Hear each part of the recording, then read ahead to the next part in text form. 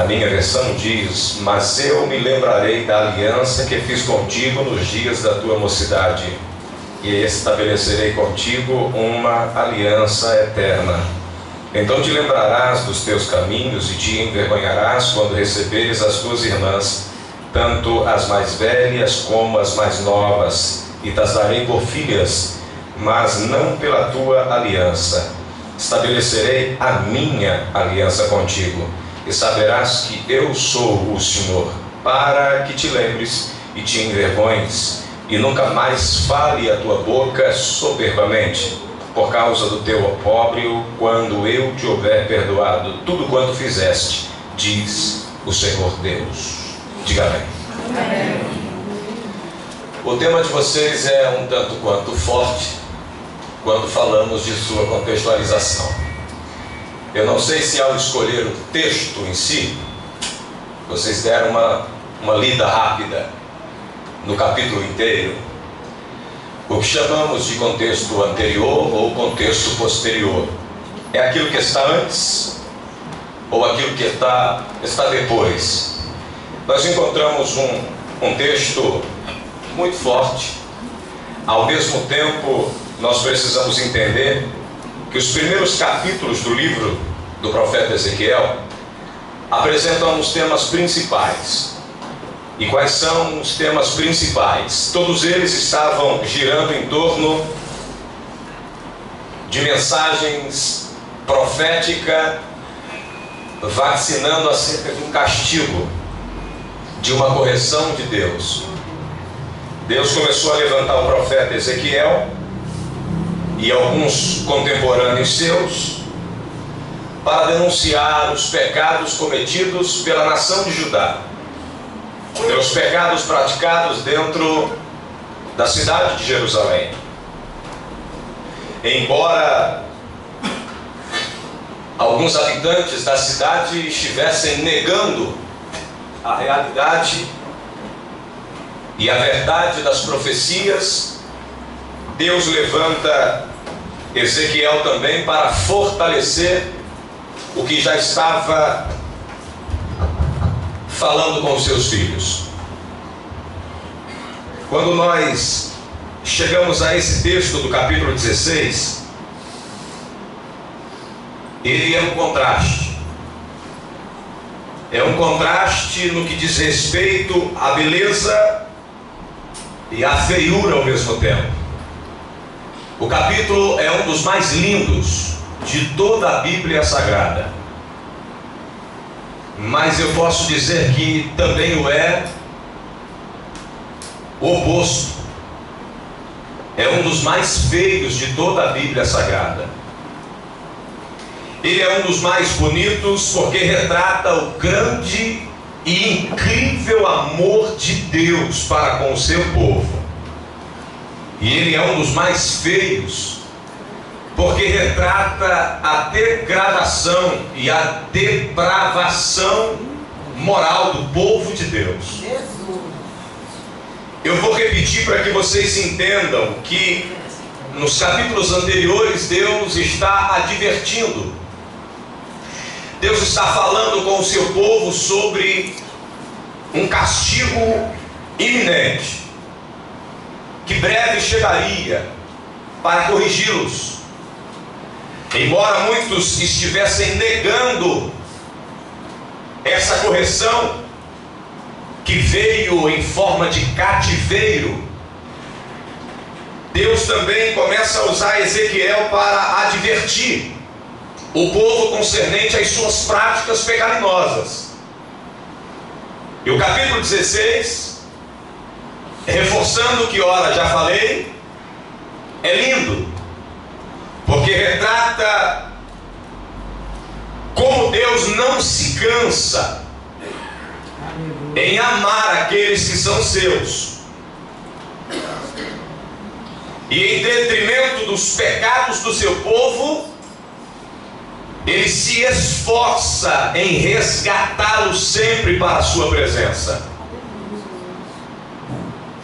Talvez não haja um texto bíblico que reforce e que deixe explicitado a grande grandeza do amor de Deus para com o seu povo, como esse texto.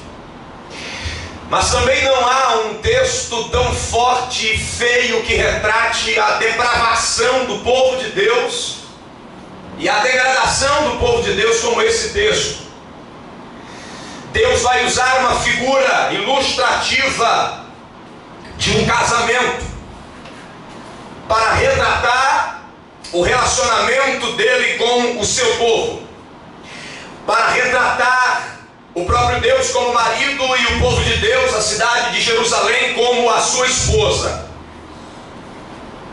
Só que para a gente entenda de forma muito clara qual é o propósito de Deus ao dar ao profeta o transcrever deste capítulo, é claramente oferecer ao povo uma noção de suas abominações. O capítulo 16 é uma descrição fiel e uma exposição clara de todos os pecados praticados pelo povo. Deus está dando esse capítulo 16 ao profeta para que ele entregue ao povo explicitamente, para que eles tenham a noção de que tudo que estão fazendo está diante dos olhos de Deus. Aleluia. Nada está escondido, nada está oculto. Embora tenha sido feito nas margens da escuridão, Deus tira de trás da escuridão e de debaixo do tapete e diz: ninguém viu, mas eu vi. Deus começa a falar com o profeta de uma forma muito clara e ele transmite a mensagem para que o povo tenha noção clara de que tudo aquilo que eles fizeram, Deus viu. E tão presente estava que revelou ao profeta. Qual é o propósito deste capítulo 16? É mostrar ao povo as suas abominações. O que é abominação? É aquilo que causa nojo, vômito em Deus. Abominação diante de Deus é aquilo que é detestável, aquilo que Deus não consegue engolir, aquilo que não desce na sua garganta. Deus dirige esta palavra ao povo para que eles tenham noção de todas as suas abominações. O texto é forte. Eu aconselho todos que aqui estão chegar em casa, dar uma lida nos versos. Você vai se espantar, porque eu também me espantei com a linguagem tão clara que Deus usa quando se refere à traição que ele havia sofrido por parte do seu povo. Deus iguala a traição de Judá com a traição de uma mulher que trai o marido e vai em busca de amantes para se prostituir. E é tão forte o texto que Deus usa um termo dizendo que essa mulher, que é a imagem do seu povo, ao encontrar os amantes nas ruas, lhe abre as pernas e fica com os amantes nas ruas. E é mais terrível porque Deus diz que o seu povo, que é a imagem dessa mulher adúltera, era pior do que as meretrizes, porque pelo menos a meretriz recebe para dar o corpo. O povo de Deus pagava para entregar o próprio corpo. Você vai se espantar com a linguagem que Deus usa no texto. O texto é lindo porque mostra como Deus ama o seu povo, mas o texto é feio demais, porque mostra como o homem pode ser tão depravado e pode chegar ao fundo do poço, mesmo sabendo que Deus lhe ama. Na primeira parte do que tenho a extrair, precisamos entender o cuidado de Deus com o seu povo. Ao ler em casa e meditando, você vai perceber que Deus encontra o povo do verso 3 ao verso 7 como uma criança que foi abandonada pelos próprios pais. Aí o que Deus faz? Deus usa uma linguagem dizendo que encontrou o povo dele como uma criança, um bebê recém-nascido, acabou de sair do ventre da mãe, a própria mãe, o próprio pai abandonou, enrolado no lençol, mesmo sem cortar o cordão umbilical, e jogou fora. Aí Deus passou por ele, olha só, Deus passou por ele, encontrou enrolado e sujo de sangue, e pegou aquele criança para si. Mesmo os pais tendo abandonado, a criança abandonada envolta, suja de sangue, enrolado em um lençol, Deus passou perto da criança e adotou a criança. Começou a cuidar da criança. Aí você vai perceber de forma clara e muito bem explicitada pelo profeta que além de Deus abraçar a criança, levar para si, adotar a criança e começar a limpar, a cuidar da criança, verso 6 e verso 7 diz que a criança começa a crescer. Deus faz a criança frutificar, a criança chegar à idade madura, chegar à idade juvenil. A criança agora se torna uma adolescente, uma moça bonita, uma moça frondosa, uma moça bela, uma moça bem vistosa. Deus cuidou da criança até a criança crescer. Agora a figura de linguagem muda. Deus agora não é o pai adotivo. Deus percebeu que a menina já estava grande, já estava madura, estava bonita. A imagem muda. Agora já não é mais o pai adotivo. Agora é alguém que, ao olhar para a criança que cresceu, está numa fase adulta, a Bíblia diz que Deus percebeu que a menina estava na fase dos seus amores. Aí o que Deus faz? Deus automaticamente estabelece uma aliança com ela, um compromisso com ela. Deus se compromete com ela na figura de linguagem em casamento. Agora a figura de linguagem muda. Deus já não é mais o pai adotivo que cuidou dela até ela crescer, que deu todo o alimento necessário para ela se estabelecer como uma nação. Deus pega a nação de Israel ainda no nascedouro e Deus vai cuidando da nação de Israel até a nação se estabelecer na sua própria terra, ok? Na terra prometida. Depois que a criança começa a crescer e agora já é um adulto, a menina está bonita, a jovem está formosa, Deus casa com ela. Deus no mundo espiritual estabelece uma aliança com o seu povo. Aí, depois que Deus casa com ela, depois que Deus a ornamenta, você vai perceber lendo em casa que Deus diz: eu te vesti com melhor roupa, eu coloquei em ti joias, eu te cerquei de diademas, eu te dei uma aparência gloriosa, porque a minha glória eu fiz ela repousar sobre ti. A Bíblia nos informa que nesse relacionamento de Deus com Israel, com o seu povo, Israel foi muitíssimo abençoado.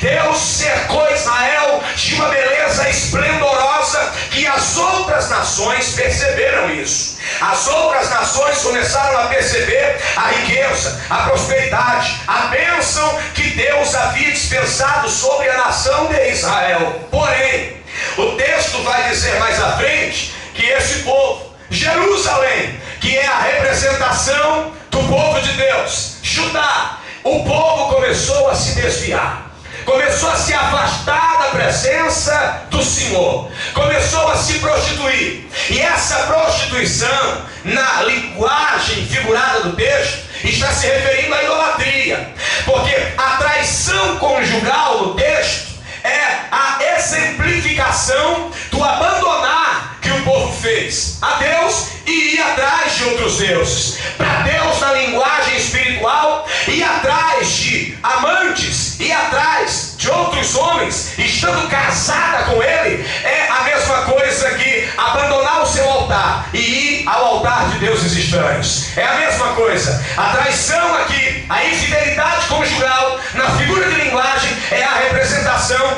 de desviar-se de Deus e ir atrás de outros deuses. O povo se prostituiu, o povo adulterou, a mulher abandonou o seu marido. A mulher aqui é Judá, o marido aqui é Deus. A mulher abandonou o seu marido. Judá abandonou o Senhor e se enveredou pelos caminhos dos seus amantes. Eles se enfiaram nas práticas pagãs. Tudo que você imaginar de cunho de idolatria, o povo praticou.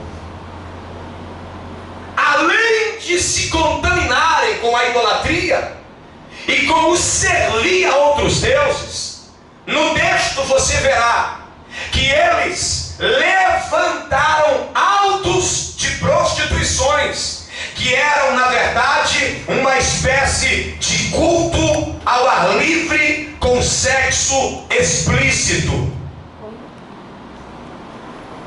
Por isso era tão fácil servir aos outros deuses. Sabe por quê? Porque servia aos deuses dos cananeus, dos filisteus, dos heteus, dos perizeus, dos gigazeus, dos iteus, dos amorreus e de todos os deus que existia lá na terra de Canaã, não exigia padrão moral de vida.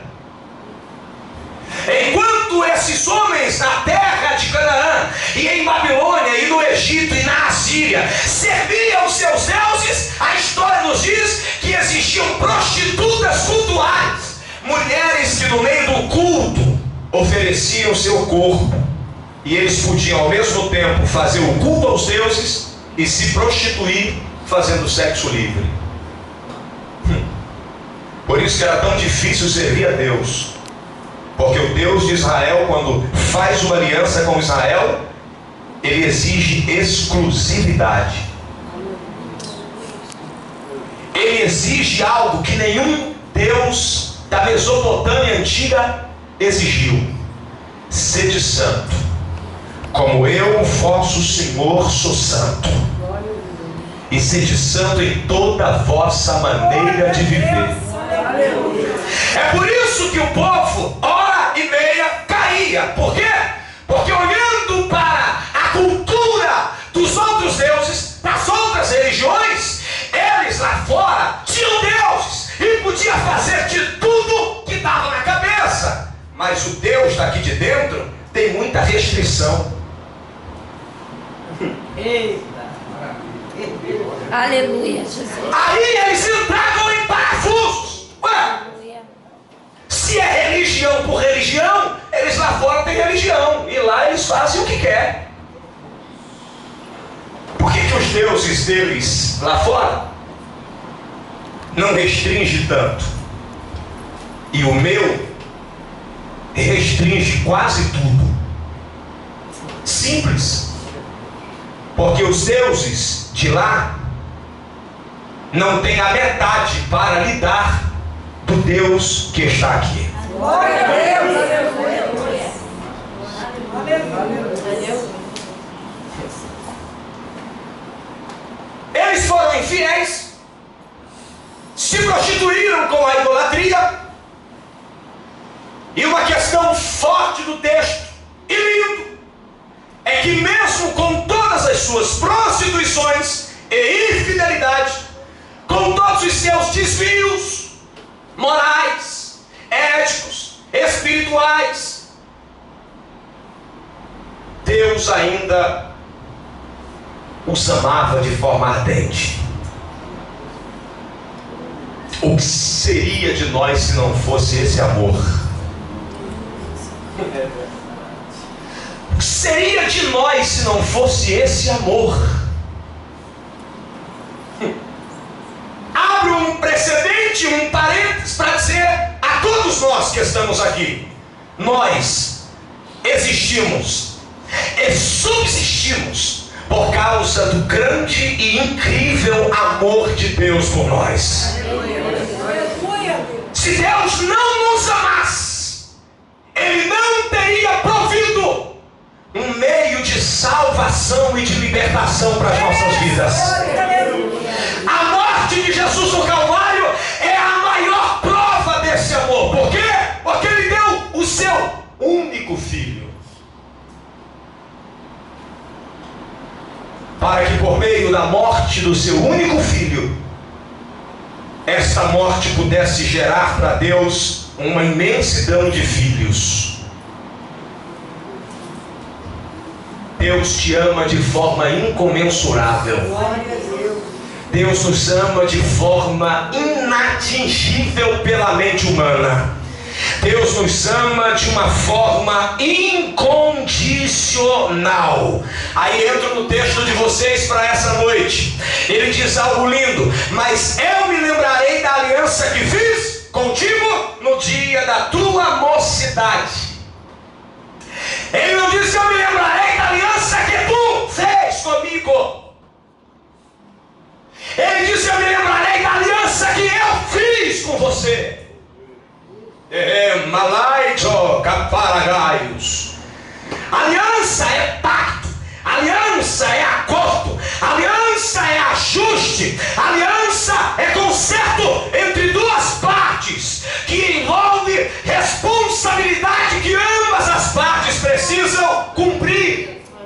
Aleluia, Deus. Aliança é isso. É um acordo, é um tratado, é um comprometimento que vai desembocar em responsabilidade mútua. Eu preciso cumprir a responsabilidade da aliança que fiz contigo e você também comigo. Só que o interessante aqui no texto, e em toda a Bíblia, nós vamos perceber Deus fazendo alianças. No Éden, Deus fez uma aliança chamada de aliança adêmica ou edêmica, ok? Você escolhe o nome que preferir, ok? Então no Éden nós temos uma primeira aliança que Deus fez com Adão, por isso adâmica ou edêmica, feita no Éden. Nós temos uma segunda aliança que é uma aliança noética, uma aliança que Deus fez com Noé. Nós temos uma terceira aliança bíblica que é uma aliança abraâmica, feita com Abraão. Ou nós temos uma aliança mosaica, feita com Moisés. Ou então nós temos uma aliança bem à frente davídica, feita com Davi. E mais à frente nós vamos ter uma nova aliança, uma aliança eterna. É a aliança do texto que a gente acabou de dizer. Tanto na aliança feita com Adão, ou na aliança feita com Noé, ou na aliança feita com Abraão, ou na aliança feita com Moisés, ou na aliança feita com Davi, em todas essas alianças, Deus sempre ditava as regras da aliança. Eu tenho o que fazer, mas eu preciso que vocês também façam isso, isso, isso, isso. As normas ficavam estabelecidas. Só que eles nunca conseguiram cumprir as normas. Eles nunca conseguiram cumprir a parte do acordo deles. Deus sempre cumpriu a parte do acordo da aliança que ele tinha feito. Porém, eles nunca conseguiram cumprir com a parte da aliança que lhes cabia. É por isso que Deus diz aqui: eu me lembrarei da aliança que fiz contigo. Quando Deus faz uma aliança com Moisés lá no Sinai, em Êxodo 19 ao 33, Deus está fazendo um pacto com a nação. Deus está fazendo uma aliança com a nação. Exigiu deles santidade, exigiu fidelidade, exigiu que andassem nos caminhos deles sem se desviar, exigiu que respeitassem os seus estatutos, guardassem a sua lei e fosse uma propriedade exclusiva de Deus. Ou seja, sem nunca dividirem o coração deles com nenhum outro Deus. Mas o povo nunca conseguiu cumprir a sua parte no acordo. É por isso que Deus está dizendo: mas eu me lembrarei da aliança que fiz contigo nos dias da mocidade. Ele não está dizendo: eu me lembrarei da aliança que você fez comigo. Aleluia. Por quê? Porque todas as vezes que a aliança foi feita, eles não cumpriram a parte deles. Glória a Deus. Apenas Deus, com a sua permanência em manter o acordo, é que cumpria a sua parte. E é por isso que a aliança não era quebrada. Não era quebrada porque uma das partes permanecia fiel naquilo que havia prometido ou glória na aliança. Querido, a aliança só é desfeita, só é quebrada quando ambas as partes envolvidas na aliança ou no acordo resolvem quebrar. Mesmo o povo quebrando todas as vezes, mesmo o povo não cumprindo a sua parte no acordo, Deus dizia: eu fiz também uma aliança com eles. E mesmo que vocês não consigam cumprir o que nós tratamos, a minha parte permanece intacta. Aleluia. Sabe o que Deus está me mandando dizer? Você pode querer quebrar. Sabe o que Deus está mandando dizer para você nesta noite? Você pode não conseguir manter-se fiel ou glória até o fim, mas Deus manda dizer: se tiver que quebrar, só quebra da tua parte, porque da minha parte fica intacto. Oh, glória! Deus manda dizer: você pode desistir de mim, mas eu jamais vou desistir de você. Deus está mandando dizer: você pode querer divórcio, mas eu quarta para liberar você. Louvado seja o teu nome, Senhor. Está entendendo? É por isso que você passeia, faz excursão, vai para tudo que é lugar, se envolve com tudo que é coisa, e de repente você entra aqui num culto desse e começa a sentir o que você sentia quando a aliança ainda estava perfeita. Aí você diz: meu Deus, eu não entendo, eu desviei, eu estou longe, e essa sensação gostosa não vai embora. É Deus dizendo: a minha parte ainda permanece, a minha parte ainda permanece, a minha parte ainda permanece.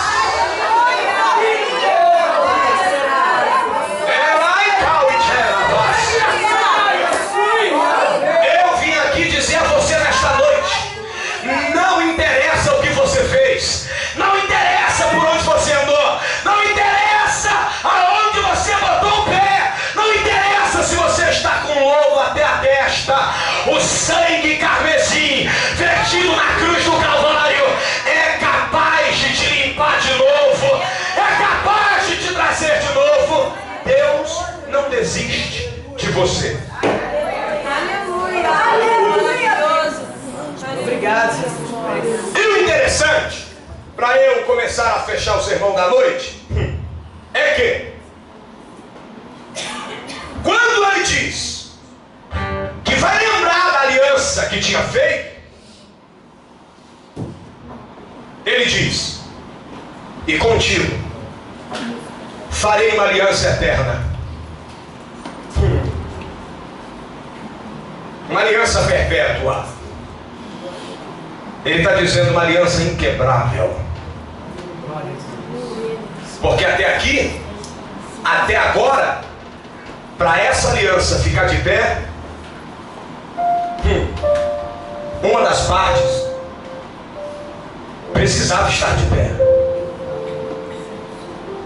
E mesmo que o povo nunca conseguisse cumprir a sua parte, não tivesse capacidade de continuar em fidelidade à aliança feita com Deus, Deus está dizendo: calma. Em outras palavras, Deus está dizendo: eu sei que até agora, todas as alianças que eu fiz, vocês não conseguiram manter, vocês quebraram. Vocês não tiveram capacidade, ou glória, de estabelecer uma aliança duradoura comigo. Mas eu vou estabelecer com vocês uma aliança eterna, uma aliança perpétua. Oh glória, Deus agora começa a trabalhar para que seja feita uma aliança que jamais seja quebrada. E agora essa aliança não ia depender da ação, da atitude do homem para Deus, mas única e exclusivamente da atitude de Deus para com o homem. Oh glória! E qual é essa aliança eterna? Que aliança é essa? Que pacto é esse? Esse agora não seria um pacto feito por meio de morte de um animal, como era feito. Não, os pecados deles agora não seriam pecados cobertos por causa do sangue de um animal que havia sido imolado no lugar deles. Não, agora o Deus eterno que criou o céu e que criou a terra está provendo uma aliança superior, uma aliança maior, uma aliança mais excelente, uma aliança sem defeito, uma aliança onde por mais que o homem na sua humanidade não consiga cumprir, ela estará sempre estabelecida na eternidade. Que aliança é essa, pastor Davi? É uma aliança feita com sangue. É uma aliança onde não são as suas partes que precisam morrer, apenas uma parte. Alai, Joma, Nakalabashúria. Uma aliança onde agora a morte não seria a morte de um animal, sem poder para perdoar pecados, mas que tinha apenas o poder para que com seu sangue o pecado fosse coberto, apontando provisoriamente para o Calvário, para a